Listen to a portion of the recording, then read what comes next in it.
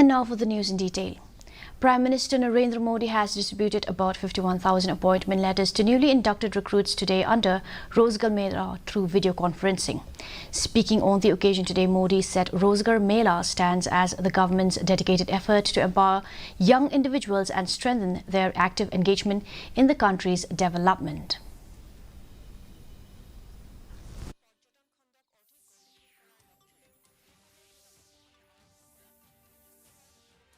आज भारत की बेटियां स्पेस से स्पोर्ट तक अनेक नए कीर्तिमान बना रही है।